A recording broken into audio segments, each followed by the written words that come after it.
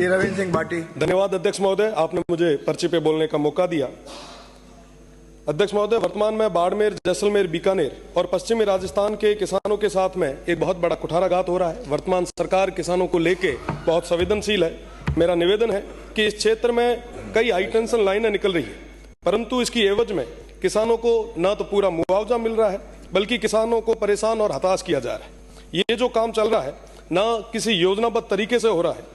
कोई जो सर्वे हुआ है वो सर्वे को छोड़ के बाकी जगह अवैध तरीके से ये काम जो हो रहा है। मेरा निवेदन रहेगा कि इस और ध्यान रखा जाए। साथ ही साथ जो हमारे अन्नदाता है उनके हक और अधिकारों की सुरक्षा करना हम सभी की जिम्मेदारी है और प्रदेश की सरकार इसको लेके एक कोई ठोस कदम उठाए।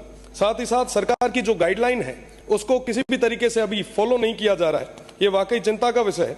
साथ ही साथ कंपनियों को जो जमीन चाहिए वो उनके लिए एक जमीन छोटा सा टुकड़ा होगा, पर किसी अन्नदाता के लिए वो उसका जीवन जीने का एक आधार है। इसके लिए किसानों को उनका पूरा हक और अधिकार पूरे तरीके से मिले। हमारे उस क्षेत्र में किसानों के पास भूमि बहुत कम है और कई सारे किसान ऐसे हैं जिनके पास 5 से 7 बीघा जमीन ही है।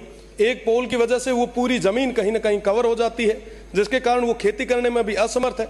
हमारा निवेदन ये है कि आप लाइनें निकालें, पर कम से कम उस किसान को पूरे तरीके से मुआवजा दें।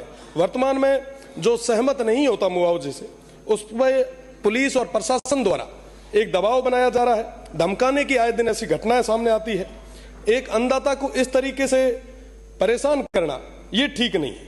मेरा निवेदन है जो हमारे अन्नदाता है वो बार बार कहीं ना कहीं दर दर की ठोकरें ना खाए, इसके लिए हमें मजबूती से उनकी बात को आगे तक रखना चाहिए।